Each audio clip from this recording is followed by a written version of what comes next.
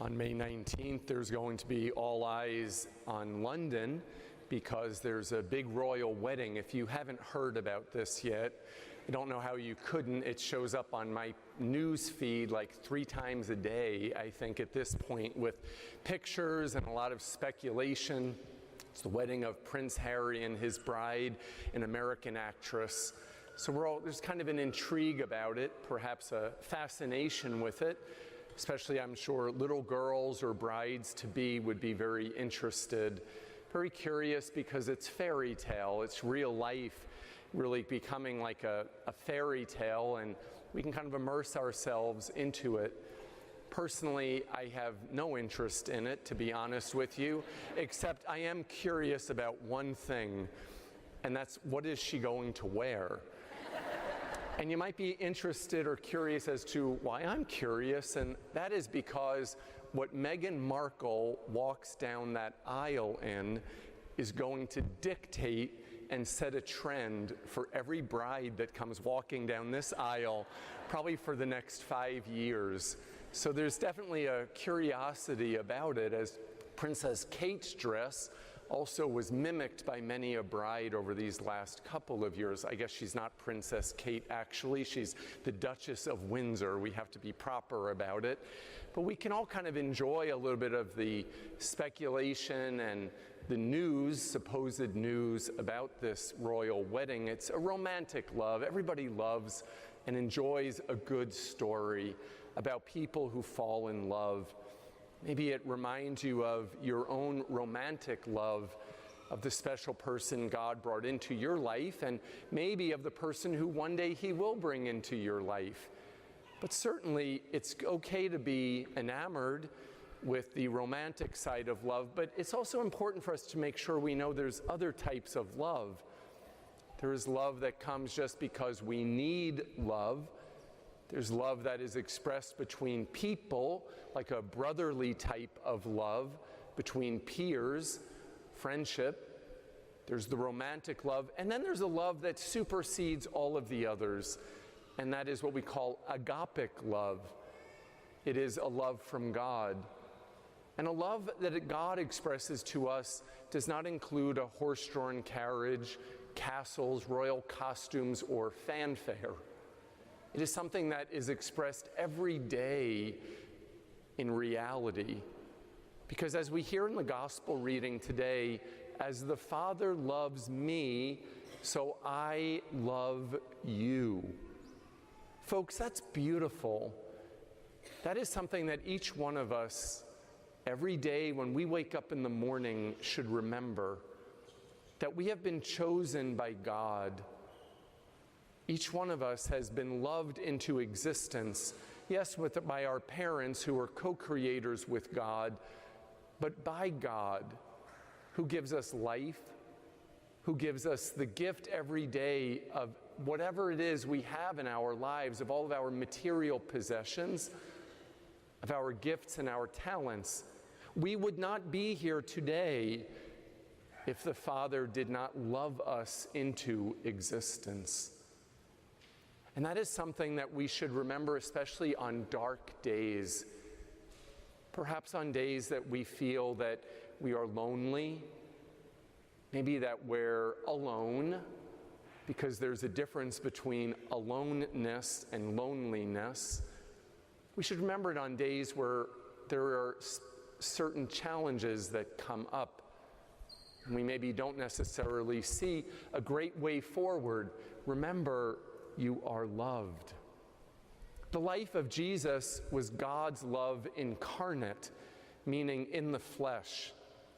And that love of Jesus in His 33 years of existence in human form here on this earth really taught us and should show us what love is all about, because everything He did was done out of love for you, for me, and love for every person that has ever walked the face of this earth.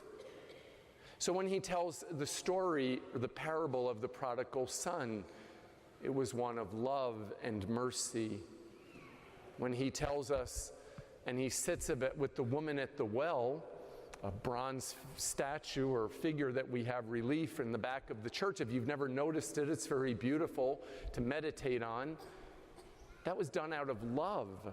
She was seeking love, a romantic love. She couldn't find it. She was not satisfied. But what did satisfy her was the love of God.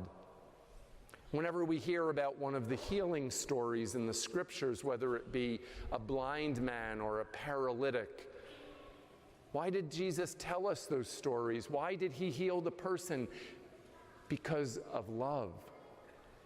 When he washed the feet of his apostles there after he ate with them, why did he do that? It was because he loved us.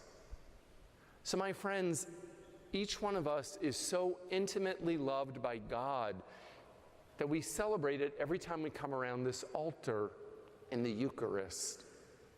And Jesus didn't just say, I love you, and just take that love and be selfish about it. Actually, any kind of love should never be selfish. If you're in a relationship with someone and you just take and take and take, but you never give, there's a problem there. Problem maybe for yourself, a problem maybe in the relationship, because when you have something that's good, when you receive something that is good, you also want to share the awesomeness of that. So with God's love, we can't just take it. We can't just fill up to the brim and say, God, just keep giving me love because I'm so great and I'm so wonderful. No, we have to share it. So Jesus said, love one another as I have loved you. I've invited you into relationship with the Father, but now I need you to go and to love others. And sometimes that can be a challenge.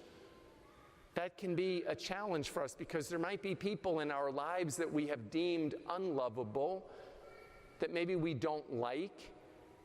And it's especially sad when we read the news, because on that same news feed about the royal wedding, almost inevitably there's something on there about hatred.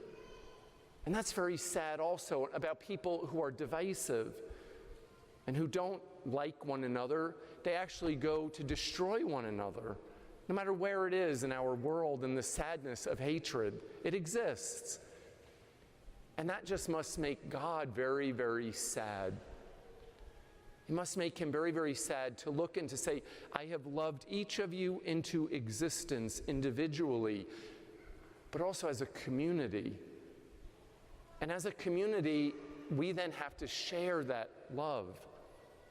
If we struggle with people who maybe we have issues with, or whether it be in our own family or whoever it might be, there's no place for that in God's love. And if we are reflections made in the image and likeness of God, well then we have to be able to share love, because with God there is no hate.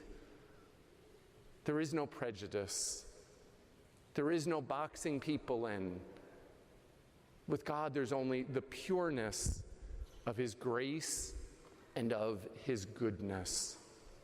But if we struggle for it, maybe we need to go back and say, I'm loved by God, and I'm loved so much that I can reflect on that love. And when we realize how beautiful it is, we can only share it with others and treat others with that same respect. And if maybe you have a hard time reflecting even on how much you are loved, don't think of all the things you don't like about yourself, but rather reflect on how God thinks of you as a reflection of him in his image and in his likeness. And reflect on how he's seeking each one of us out. There was a poem by Francis Thompson that's called The Hound of Heaven. Very short read. If you've never read it, it's beautiful. It's in kind of an old English type of writing. And it says, fondest, blindest, weakest, I am he who thou seekest. In other words, in this hound of heaven, the hound of heaven is God looking for each one of us. looking for each one of us to capture us, to realize that we can reflect, absorb, and enjoy the gift of his incredible love. Because when we have that, we can only share it in the context of how God wants us to treat one another. Dr. Seuss also had a few good words about love. And a lighter note, you can always go to Dr. Seuss for some very good wisdom. He said, "You know you're in love when you cannot fall asleep at night because you realize that reality is so much better than our dreams." You know you're in love when you can't fall asleep at night because reality is so much better than our dreams. If that was really the case, then each one of us should never sleep, because we should realize that God is in love with us, with you and with me, with each one of us in a beautiful and equal manner. And folks, that's no fairy tale.